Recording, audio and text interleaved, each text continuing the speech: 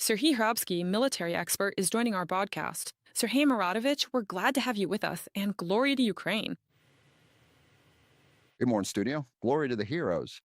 Serhiy Maratovich, so let's have your assessment. Let's put it this way. Which areas right now, yes, we've already provided, in fact, the data from the General Staff of the Armed Forces of Ukraine about where the most intense fighting is currently taking place. But I'd like to ask you this. What plans, let's put it this way, is the enemy trying to carry out specifically in these directions? Well, the plans are pretty obvious. Honestly, to tell the truth, they haven't changed since April 2022, when Putin declared the main strategic goal, what he thought at the time was the immediate goal, the occupation of all of Donbas. And that's exactly why we're seeing the most intense fighting in the Donbas direction. And if we break it down into details, we understand that the enemy's operational strategic goal in the near future, in the upcoming campaigns, is to capture the Sloviansk Kramatorsk agglomeration. And based on that, as they say, we can paint the following picture that we're observing. Namely, the enemy continues intense combat operations in the area of Kostyantynivka, and the enemy continues to establish control, as they say, or tries to advance north of Pokrovsk with the goal of taking full control of the road that connects Bakhmut, Kostyantynivka, Pokrovsk, and continues further to Pavlograd. This is critically important for the enemy, so that in the future, when planning an offensive operation on Kramatorsk, they can ensure the ability to maneuver resources, assets, and move forward. And here, Kostyantynivka is the most crucial element as of today. Why? Because, in fact, the road to Kramatorsk goes through Kostyantynivka. No matter how much we talk about the actions of the troops, about infiltration, about movement, in any case, if we're talking about an operation at the operational level, it'll be impossible to carry out such an offensive without a road, without communications. That's exactly why we're seeing such intense fighting, specifically in the area of Kostyantynivka. That's where the enemy's main efforts are concentrated today, and they continue to put pressure on our positions. The situation there is extremely difficult, and you just mentioned this by describing the number of combat engagements. And continuing on this topic, it's important to understand that both Slavyansk and Lyman, as well as the Slavyansk and Lyman sectors of the front, are just as important elements in the battle for the Slavyansk Kramatorsk agglomeration as Kostyantynivka is. That's exactly why east of Slavyansk, we're seeing active enemy advances. They are trying to move forward, attacking our positions, though without success. And it's the same on the Lyman front, with the only difference being that the enemy is trying to capture Lyman almost undamaged.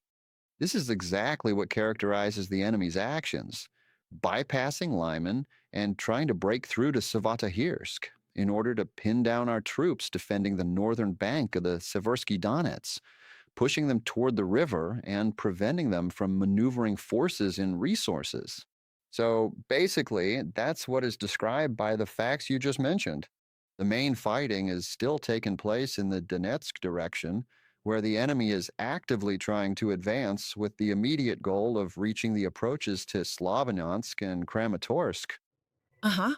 Sergei Maratovich, in recent months, or let's say since the beginning of this year, Ukraine has carried out a large number of successful mid range and deep strikes, in particular, targeting the logistics of the Russian army. How is this affecting the situation at the front and possibly even some of the strategic objectives that the Russian Federation has? How does it influence their behavior, both the soldiers currently on the front lines and the Russian military leadership? Well, generally speaking, going back to what you already mentioned today about the number of combat engagements and the level of activity, we can draw the following conclusion. Ukraine's active operation of striking logistics targets in the temporarily occupied territories of Zaporizhia and Kherson regions is already forcing the enemy to reduce the intensity of combat operations, specifically in this section of the front. So, in a way, they're shifting more focus and attention specifically to the Donetsk direction where they have fewer logistics problems. This is already having an effect as the enemy is being forced to retreat in certain areas.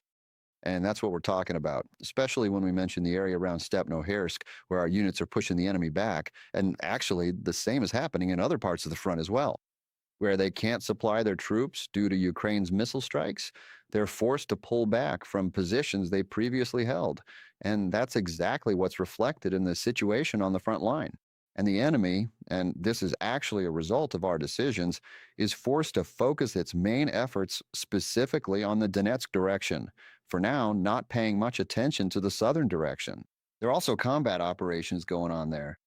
Well, everything's relative. I mean, if before we talked about the intensity of combat as being high, meaning 120 or 150 engagements, now it's become normal for us to have 240 or 250.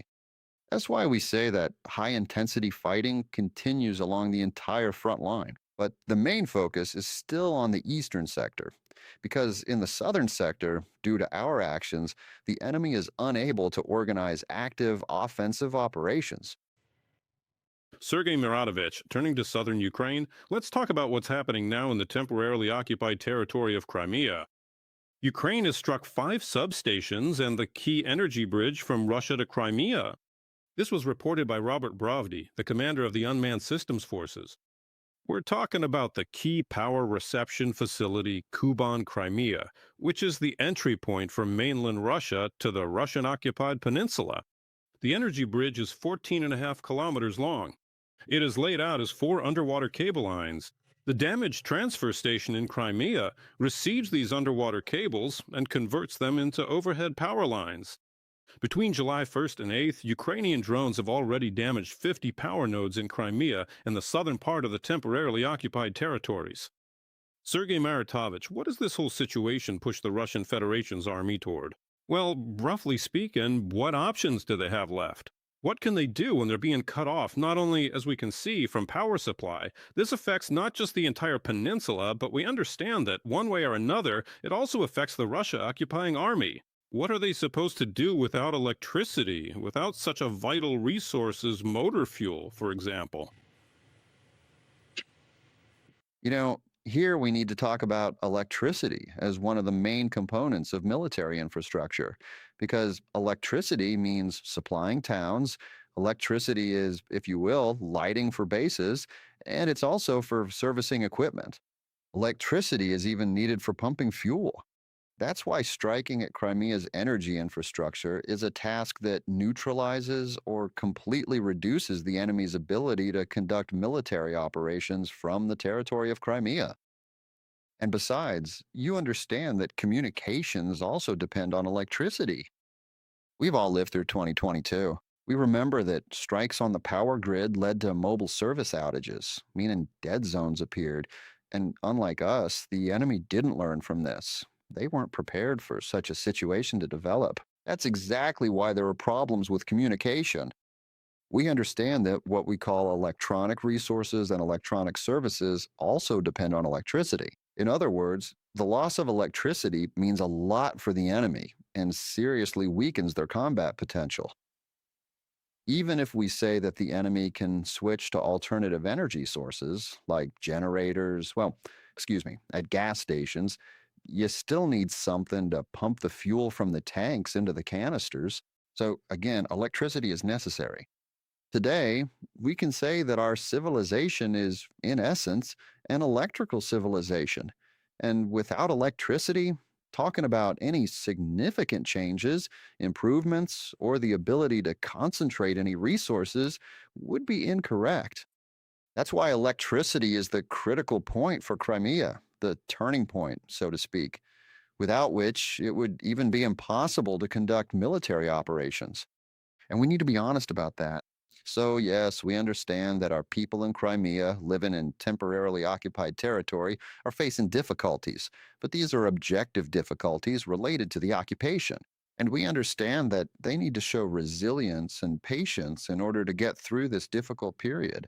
And looking at the images and videos you were publishing now, we can see that the enemy has not taken any measures whatsoever to protect or shelter the power facilities.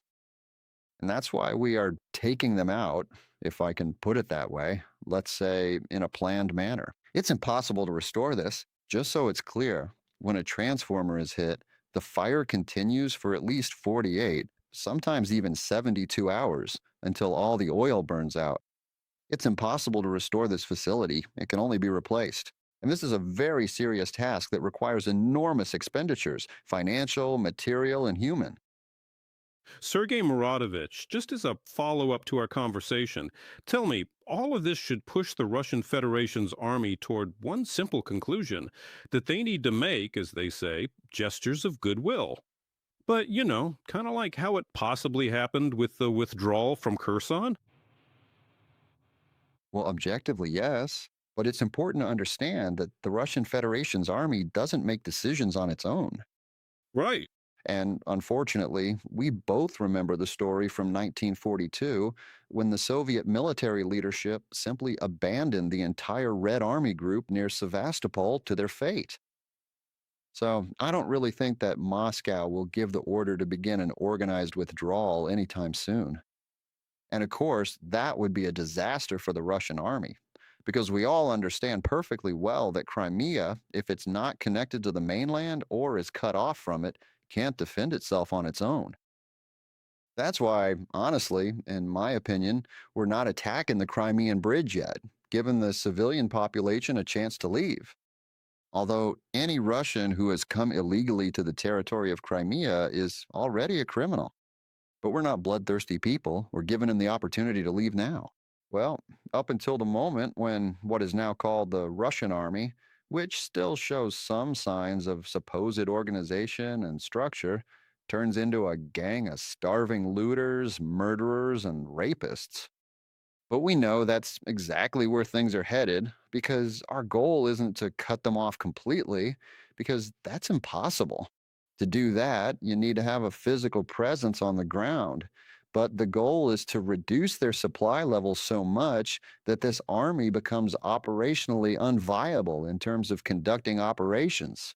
In other words, to make the cost of staying in Crimea unbearable for the Russian budget. We're only at the beginning of this process. I'm not saying this will happen in a month or two. We're only at the beginning of this process, but we are steadily continuing to do it. As you said, in a planned manner, Sergei Mirotovich. Thank you for the conversation. Thank you for joining our broadcast.